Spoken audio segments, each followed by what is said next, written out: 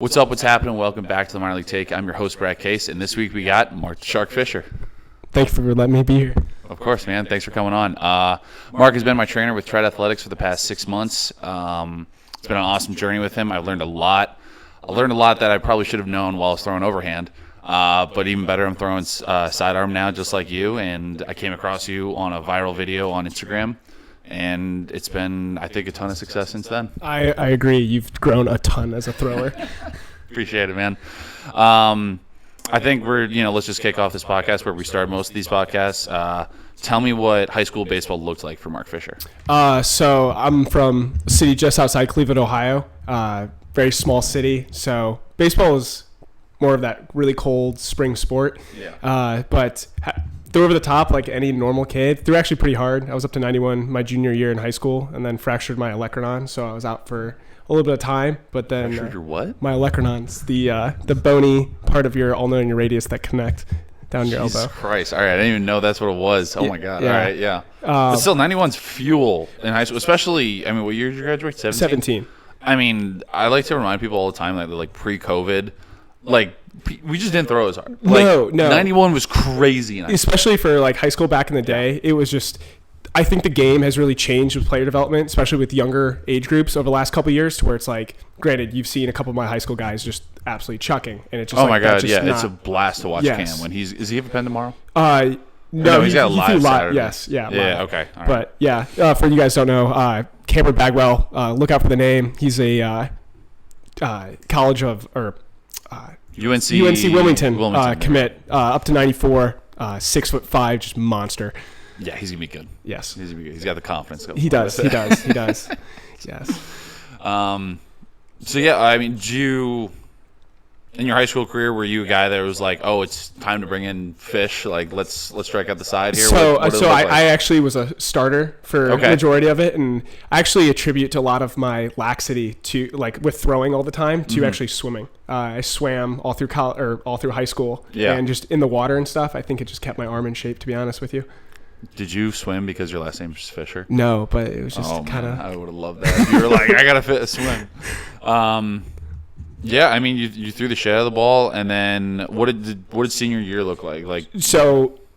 Wasn't able to throw, so it was just rehabbing. Actually had some connections to rehab with the Cleveland Guardians or Cleveland Indians at the time and stuff.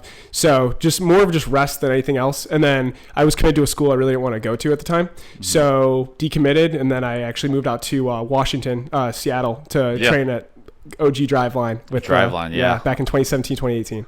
Dude, that was. I remember like back in the day, like that they were breaking down all kind of barriers. They were. Weighted balls were so taboo.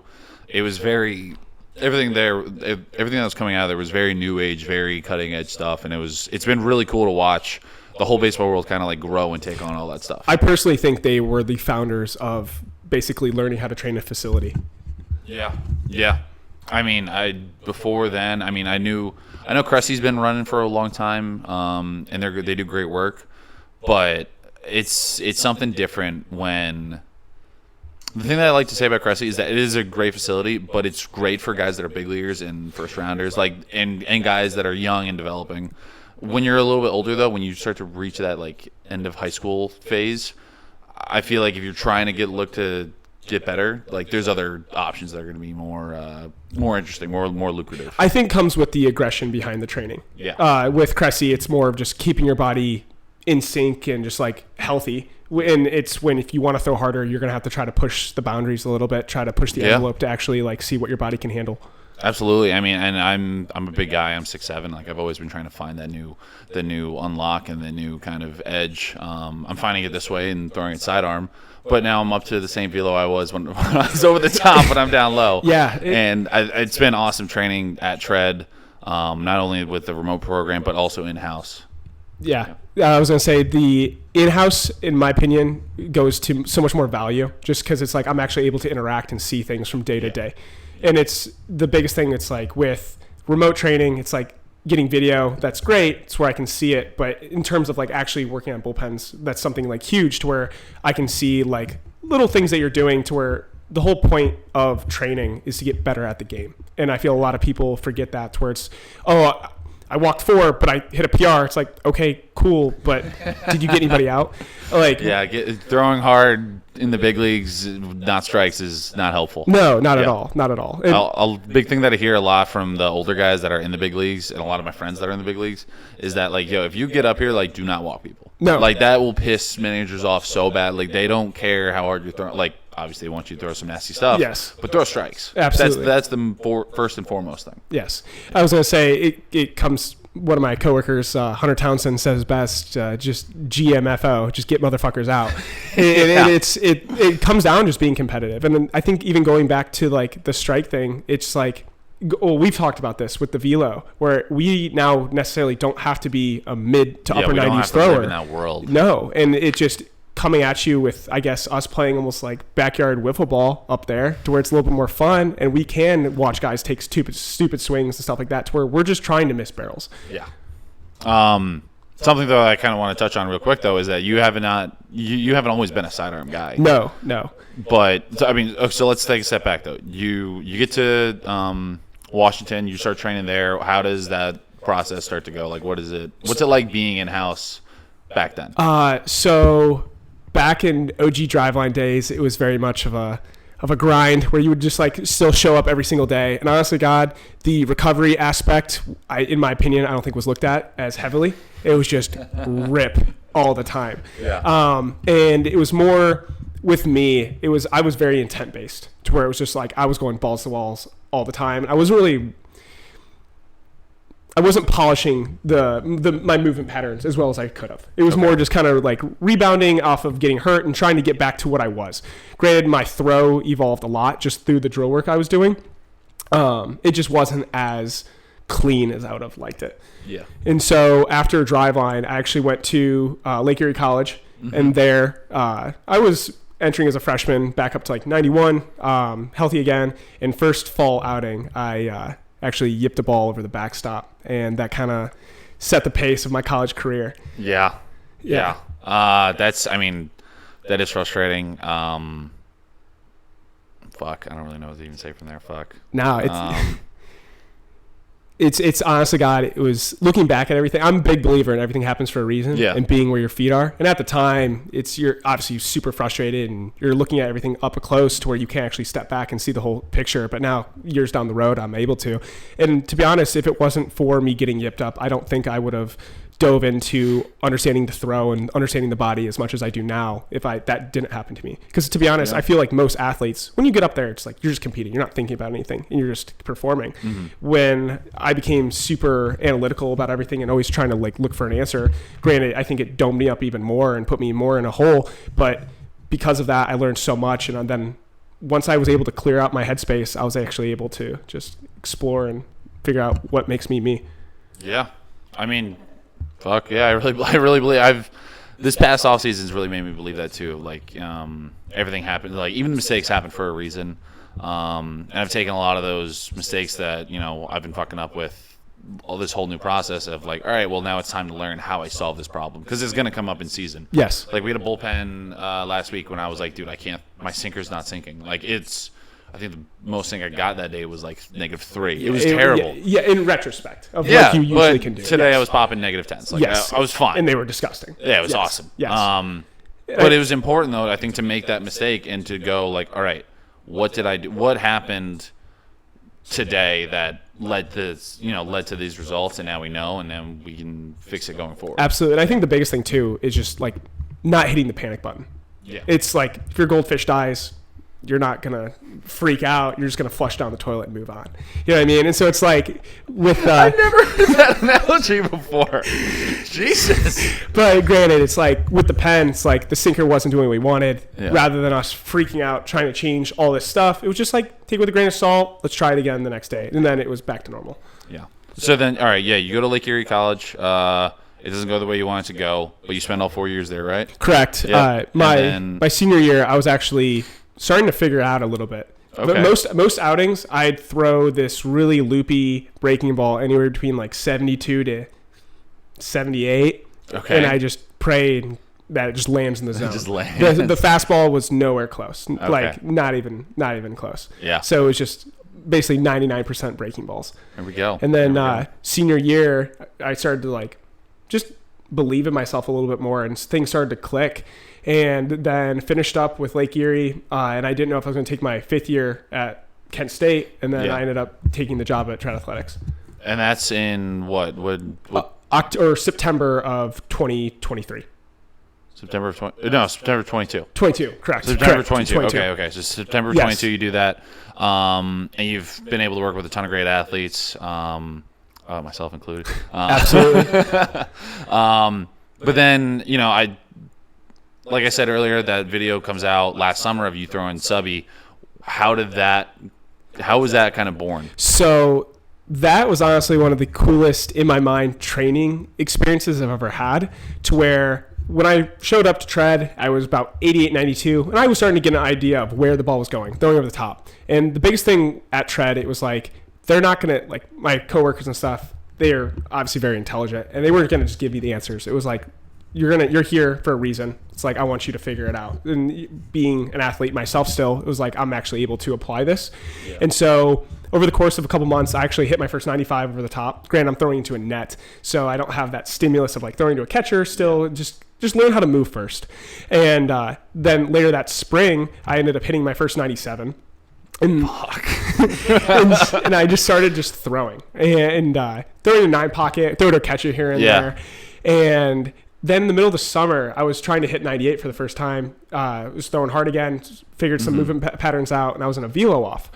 And in the velo off, I was sitting 95, did it PR, and I got really pissed off, and I just slung one underneath. I had no idea what I was doing. To be honest, it was probably just a stupid throw going back to it. Yeah. But when I hit 92, everyone was like, oh my God, what was that? Everyone was like, oh, fuck. So talked to a couple coworkers, and they were like, if you want to play pro ball, like learn how to do that, because it's like coming from a kid that was yipped up throwing over the top. It's like everybody throws hard now, so it's like, what makes me different? What gets me into the game? Again? What's your niche? And so over the course of a month, granted at the time I was throwing about what your release height is now, about just under 4 feet. And I ended up hitting 95, and I remember that video just absolutely blew up. Yeah, that was cool. I saw that, and I feel like literally that day I was like, dude, I need some kind of like some guidance here. Like, I have no idea what I'm doing, because my coaches, I love them. They were awesome. They played catch with me every day, but they were basically like, yeah, you looked athletic. I don't know. Well, I was like, I need something. Well, that's the thing. I feel like since everyone throws over the top, and you become, it's time to drop it down. Yeah. There's no real guidance with it. I remember you told me, they're like, just make it your own. Well, it's like, sure, but there still needs to be, there still needs to be principles behind the throw that we need to follow. Yeah. You know what I mean? Yeah. And then the whole thing too, it's like where your arsenal is changing a little bit in terms of, granted, you're still throwing the same pitches, but they are now moving a little bit differently. Yeah. And was the biggest reason you dropped down, was that because of your sinker, and they just wanted to try to use it more? It was the sink. So for the people at home that don't understand, so when I was up top, I was getting the induced vertical break on a normal fastball, would you say is like 10, 13, 14? You're talking about just normal force seam? Normal force seam, about 14, 14? Yeah, 14, 14. So what that means is that it doesn't rise 14 inches. It's that it's, it's fighting gravity. It's fighting gravity at the rate of like what would be 14 inches. And then I could throw that, which was, on paper, not a good pitch, but it was good because I would throw a sinker consistently around 0 inches of vertical break, which is, almost 2, that's almost a foot. That is a foot of difference. Correct. And that's what made me effective for a couple of years. The guys, the analytics department at the Pirates saw that and went, wow, if we take this and just make him drop his arm, he could be getting crazy negative movement, and that could make him super effective. And that was kind of the whole thought behind them dropping me down. And then it started, I threw my first couple bullpens, and then it worked. And they were like, all right, well, we're going to, one of the meetings they had with me was they sat down and they said, look, you need to hammer negative movement as part of, as my whole thing. How do we get started on this tangent? We just talked about the difference. The whole reason why you dropped down, because they were just leveraging the sinker. Yeah, they were trying to get me to throw the shit out of the sinker as much as possible, and it's been working so far. And It's a blast, and it's fun too because they never told me like, "Hey, we want you to be able to hit 90." Like that was never part of it. Or was it not? No. Oh, I was expecting. Well, I remember on your intake form, it was like throwing like 93, 94, and I'm just like, okay, we got some work to do. I probably put throw 100 just because I always want to throw 100. Everybody wants to throw 100. Yeah. Everybody wants to throw 100. Yeah. I think that's also the biggest kind of like blessing, I guess, with being unique. I think that's the best way to put it because it's like growing up, everyone wants to throw 100, and it's like you see these guys that do throw 100, and they still get barreled. And I feel like sometimes the anxiety of being on the mound where it's like, obviously you have to execute a pitch and you have to throw hard and stuff, but going back to it where it's like, we don't have to throw hard, and we're still blowing it by guys just because of how deceptive and different it is. Yeah. Yeah. I had my first live today since September, which I don't even really count that.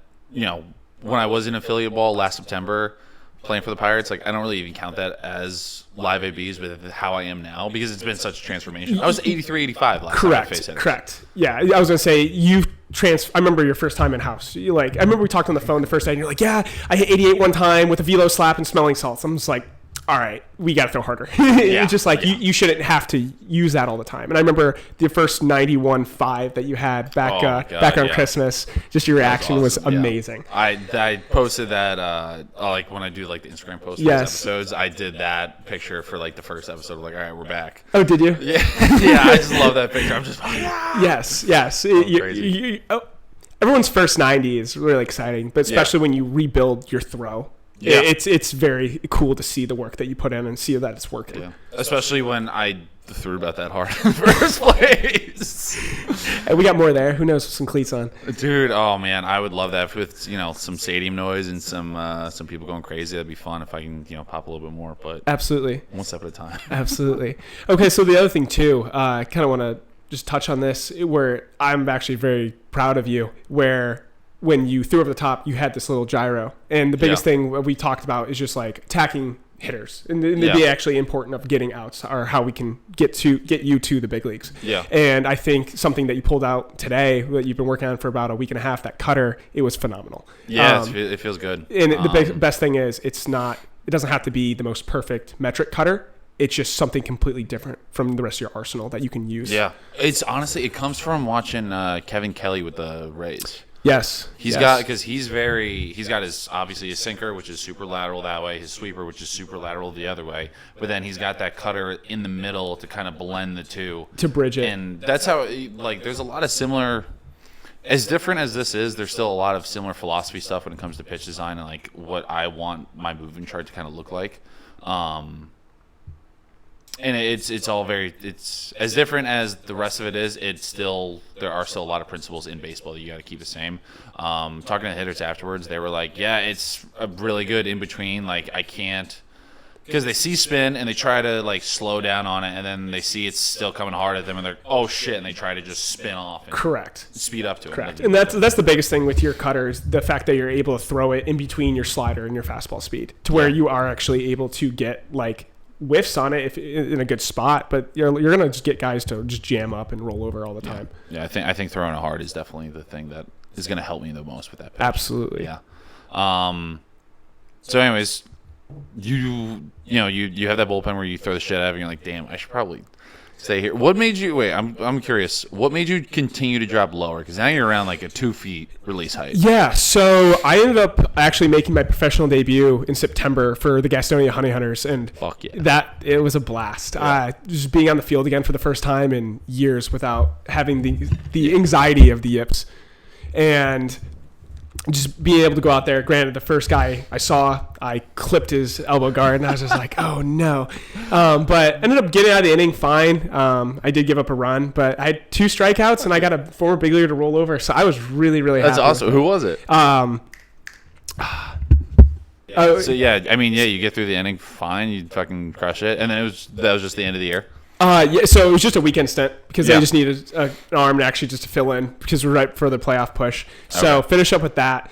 And we actually then had a velo off for breast cancer awareness. Dude, that was sick. At I was there for that. You were there for that. Dude, that's like one of, I think, top like 5 coolest baseball environments I've been in because everyone was screaming. Everybody crazy. does. Yeah, it was especially even when Nancy and the other girl were doing the VO Ashley. that Yes, was yeah. dude, that was awesome. It's cool just to watch people rip. You know, Yeah. it's just like a lot of energy. You just get to see a lot of emotion, and that's the biggest thing. It's just like it's kind of just like who's got the bigger dog.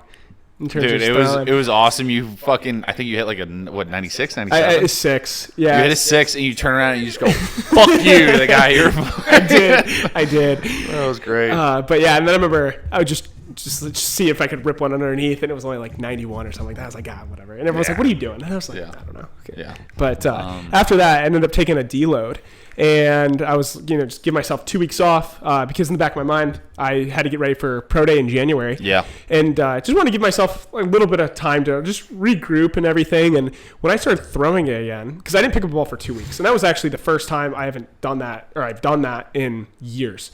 And it felt really goofy to pick up a ball again. Dude. And when I started throwing again, because I was just selling out for sidearm at the time, and I didn't realize it, but my slot just got lower and lower and lower every time I was throwing. And then all of a sudden, it just became natural to where it just, all right, 2 feet was just the spot. Yeah. I feel like when I was, this is probably like October. I come here end of September. We have a great week of training, and I figure out a bunch of stuff. Then I go home, and I feel like I started then to drop more, and I just started not understanding what was going on with my body. And then I actually I got really lucky. Someone put me in touch with Scott Efros, the sidearm guy with the Yankees. Yes, yeah, yes. I told you about this.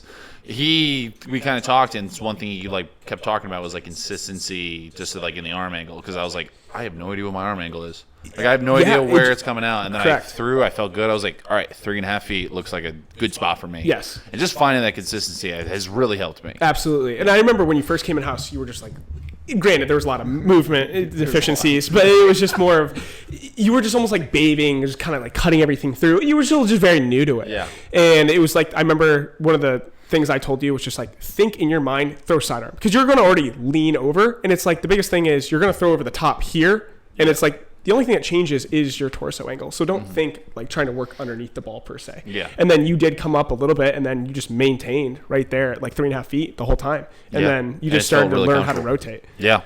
Yeah. Thank you very much for teaching me how to rotate. I thought I had an idea. I had no fucking clue. No, your block was so bad. Yeah. We're still getting there. We're still getting there on it. But yeah, so all right, yeah, you get down to 2 feet. What made you decide like 2 feet's the spot for you?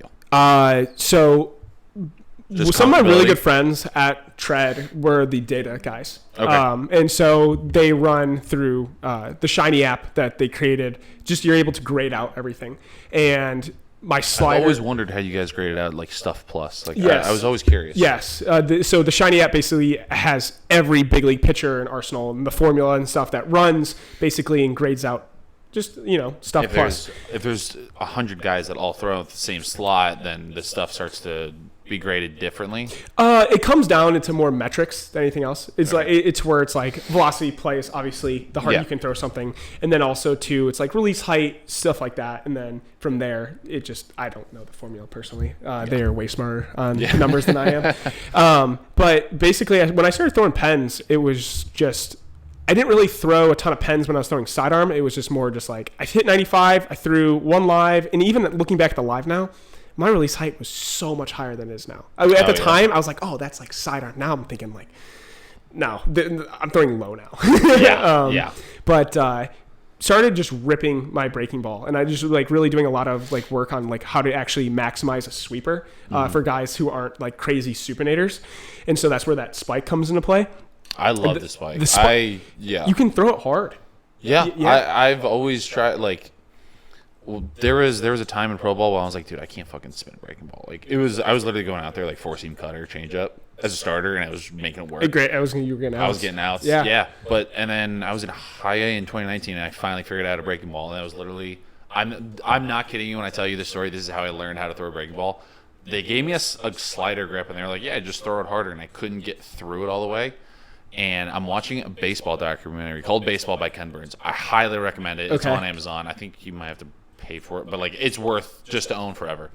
And they're talking about Mordecai Brown. Okay. His nickname was Three Finger Brown because when he was a kid, he blew off some of his fingers playing with dynamite. Swear to God. All right. And they're talking about how, like, yeah, because he didn't have his index finger, he could snap off a nasty breaking ball. And I was like, oh my God, just get it out of the way. And I go to the field the next day and I throw it to my buddy Hunter Stratton, who debuted last year with the Pirates. And I remember being like, holy fuck, I figured it out. It was just that easy. It was awesome. And it's funny, too, because I didn't know metrics back then. But I go back and look, and I was like, oh, wow, I was getting like 20 inches of horizontal back in 2019, like when I had no idea what I was even doing. Like, it was gross. It was a true sweeper before I even knew what a sweeper was. Yes. And this is also still up over the top. Coming from somebody that's like currently in the game, when you and your catch partner are playing catch, obviously players I feel like now are starting to get introduced more to metrics, understanding like, through stuff through like True Media and just their own data teams throughout organizations. But it's like when you're out playing catch and you throw, granted you threw a really good sweeper then at the time. When you're playing catch, do you guys use IDAR, or how do you? Or if you throw something, you're like, oh, that's nasty, or you could throw something and it gets guys out. Are you talking about movement or are you talking about velo? Movement. Like when we play catch, when you and me play catch, we'll throw some nasty shit at each other, and then it's like, in reality, was it gross? I don't know. That's the thing with us is like we throw so weird that everything's gross. Like, it's hard to not be gross down there. Correct. Like we were talking about how like our eyes kind of struggle to pick up the ball, and it's just because we're so used to watching it come from up top. It just like shocks you for a second. It Yeah, feels like it gets on you a little bit harder. Dude, I'm gonna be honest. I hate it. I don't want you to not throw it to me, but I hate it when you throw your shit. I have no idea what it's gonna do. No, that's been kind of like my newest project for me, trying to find a third pitch to be able to use. That thing's fucking gross. I'm just trying to think though of like other guys that I play catch with. Hunter Stratton's really gross. I play catch with Mike Burrows. That is probably the scariest day of catch of your life. Who? He's gonna debut this year. Okay. He got TJ last year. He's with the Pirates. He was in my draft class. He figured out what spin rate was during COVID and went, "Oh, watch this!" And just boom, boom. Really? Just devastating stuff. Okay. He's a fucking elite athlete. He's gonna be really good. Tyler Samaniego is another guy that is a motherfucker to play catch with because he throws the shit out of the ball from the left side and it's a nasty sink.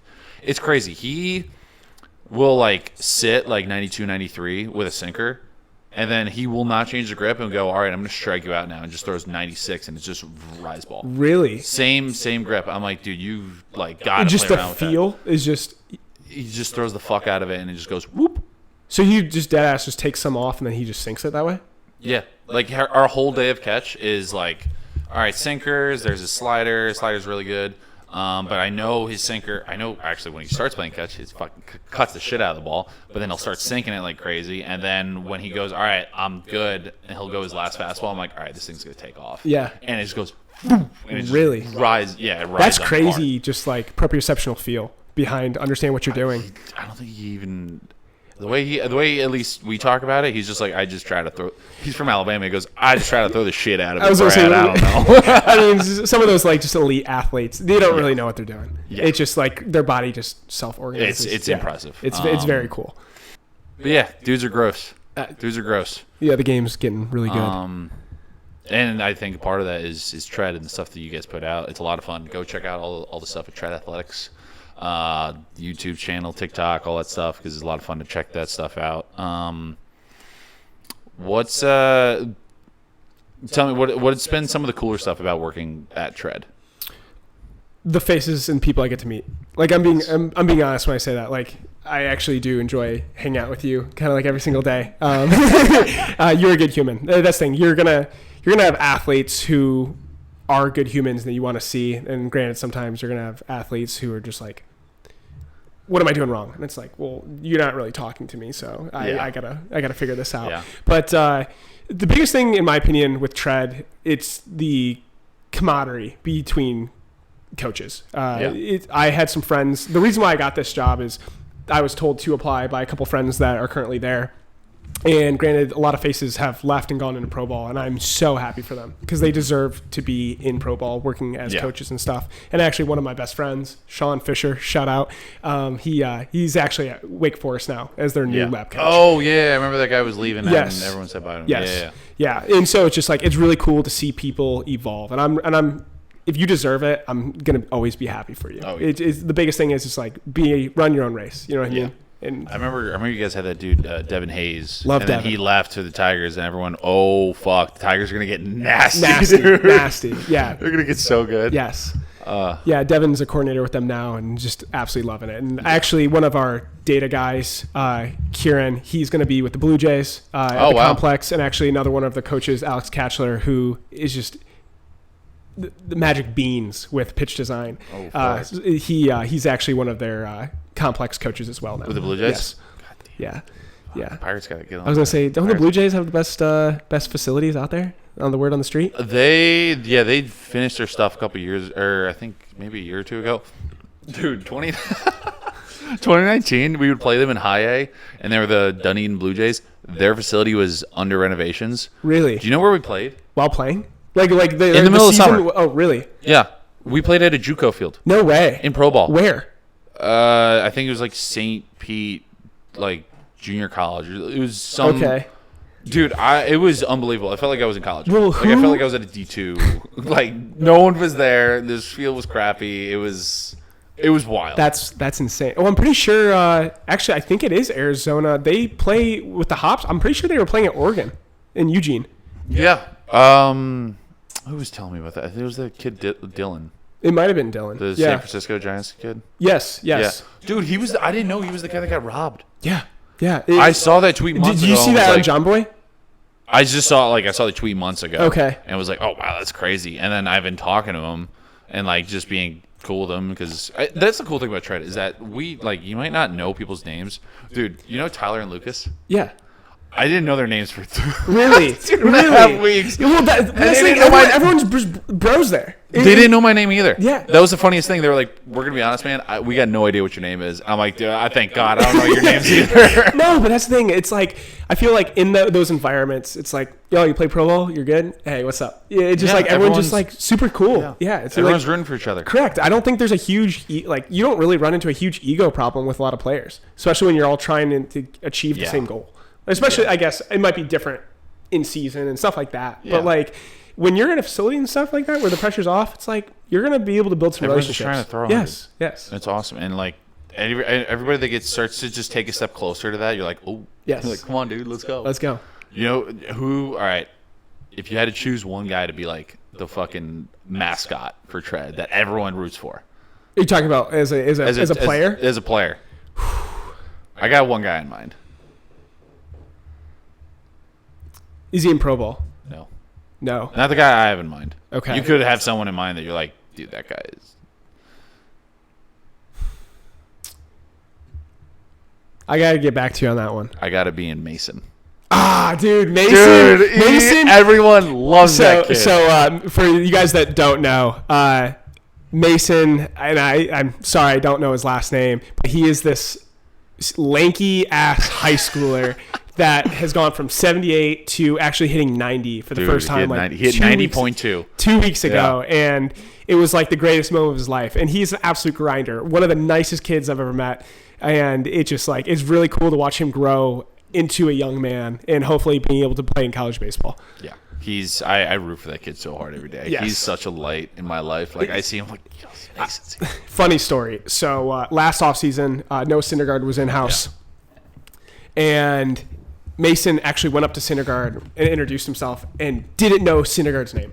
And he asked him if he was in Pro Bowl. And then...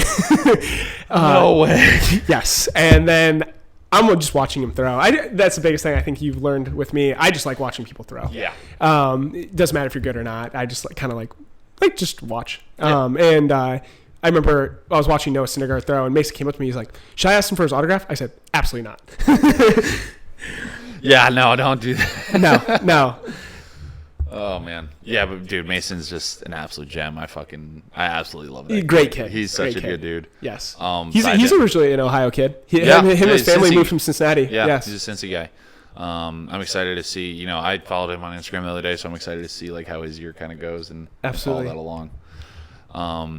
What are you most excited for this year?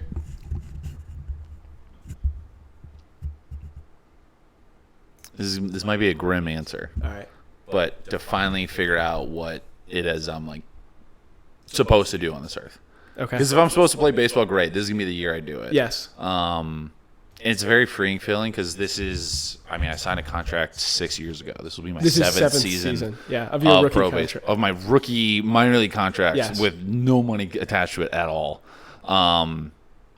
So like, in the way it is, like, I'm not gonna.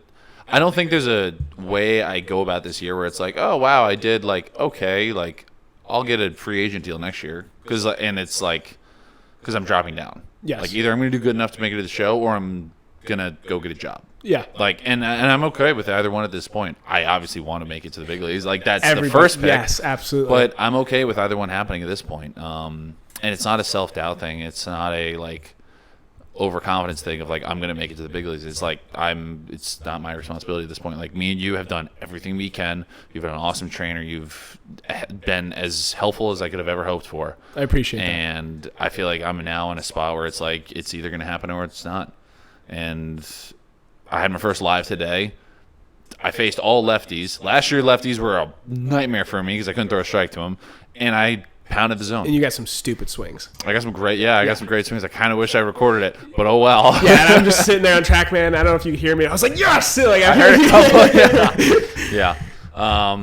What about you? What are you most? Do you want to talk about? Yeah, I can. D-backs? I can hit on it. So right. so I actually threw in Pro Day this year, Yep. and really anxious going into it, and it just trying to get back into playing because my Yep. dream is to obviously be a big leaguer like every other kid, and I guess the first step is getting back into the game. And Yeah. I guess the biggest blessing that God's given me was the opportunity to drop it down, where Yeah. it was the biggest blessing, a happy accident just to do it and realize I was really good at it. Yeah. And threw in Pro Day. Granted, I didn't throw, in my opinion, the prettiest bullpen. It was still metrically really, really good. Yeah. And I talked to a few teams afterwards, and then that following week, I actually got an invite to throw for the Diamondbacks at their complex. Yeah. Actually, here coming up at the end of February, which I'm very excited for because Be sick. it's more of it's another workout. It's just like you throw well in live, where it's like you get a job or you don't. So, yeah. It's exciting, man. I'm excited for you to get out there and fucking get after it. Appreciate it. Enjoy AZ a little bit. Yes. I'm excited for you. I think the sky's the limit. Just go out there and just make. I think the most important thing is just to make hitters hit the ball. I agree, and that Just go ahead. I want you to hit this ball. Are you gonna face their? I, to be honest, have no idea. Are they inviting hitters or are they inviting their pro guys? I don't know. I really have no idea. They just gave me the time and date, and they said you're throwing live. You're not throwing a bullpen. We want to see you play baseball. I said okay. Are you gonna bring pants? You said you were gonna bring pants today. I did bring pants today, Bro, but you chickened out. I was gonna get. I'll wear them next week. But All right. Yeah, I'll send you a video. Are you a loose or are you a tight pants guy? I'm a tighter pants guy. Okay. I gotta go down though. I gotta go down. Go down in terms of Like too tight. long pants. Okay. Long pants. Okay. No, like I can't do pants okay. up. Okay. Yeah. No knickers. Whoa, easy. Whoa, It's a knickers, knickers. I'm gonna put the word spelled out right here. Yes, with stirrups or high socks. No, the Pirates are my first 2 seasons. You had to have pants up. Really? As a pitcher annoying. or just in general, all General, players? everybody. Really? Yeah. It's Okay. really annoying. I got the most vacuum sealed pants I could possibly find. Oh, love that. It was awesome. And my teammates gave me so much shit for it. I was like, It doesn't matter. It was doesn't awesome. matter. It look good, play good, honestly. hell yeah. Yeah. How does it feel? I feel like you're kind of rare for this, but being with an org for so far the entire duration of your contract. Yeah. I feel like that's not always happening.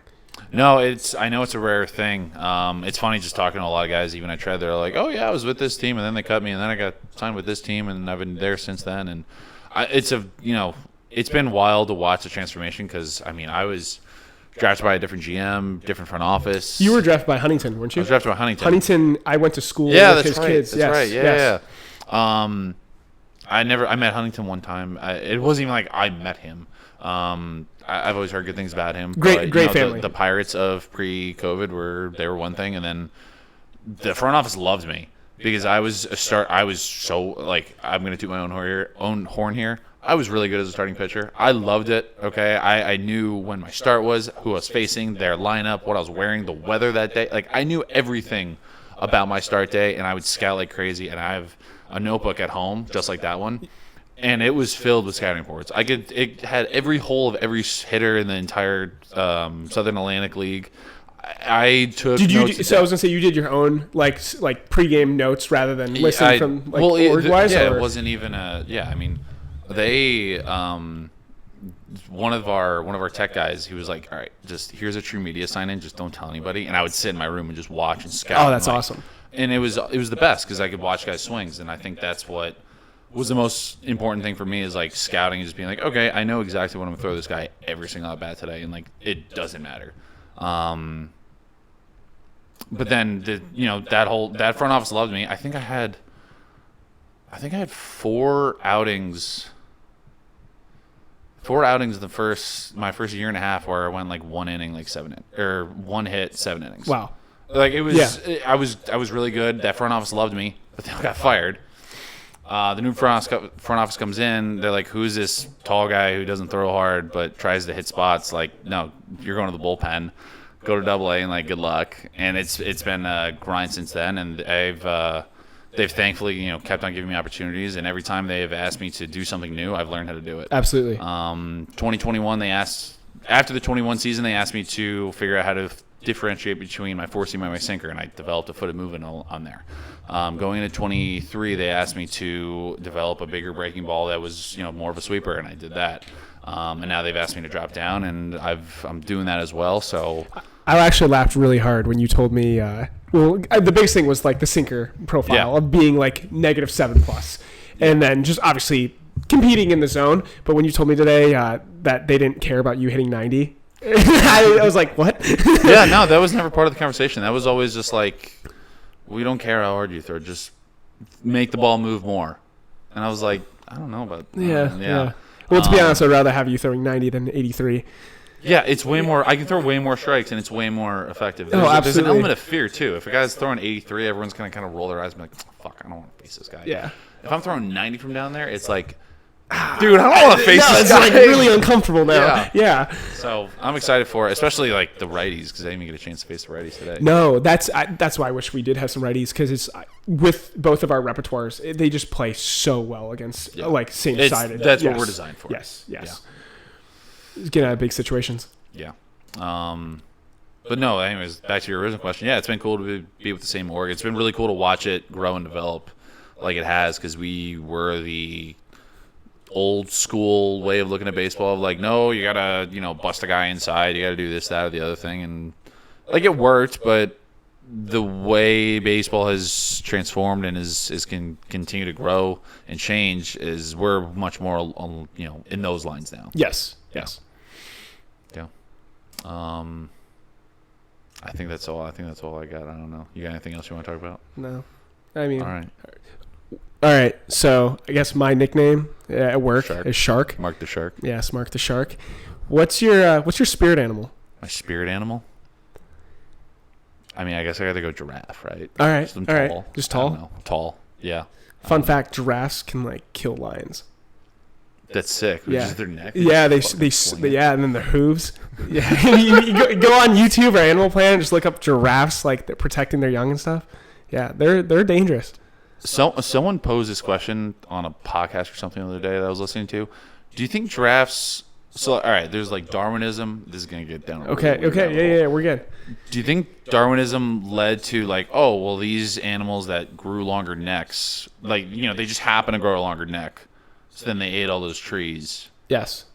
Or was there a giraffe that was obviously shorter with not as long of a neck, but it would continue to stretch and try to reach and try to push itself? Ooh. And then its body figured out like, oh, my neck needs to continue to get longer here. So it's almost like what came first, the chicken or the egg kind of thing. A little bit. Was it born with a weird neck, or I think did it just continue to pull and try to grow itself in that way? All right. I personally, in just terms of evolution, I think they evolved from Bronchiosaurus, one of the biggest. That's definitely not what happened. One of the biggest dinosaurs out there. Those are lizards. But I don't know. No, those are lizards. They didn't have bones. They're not bovine creatures. I get that. Were they all lizards?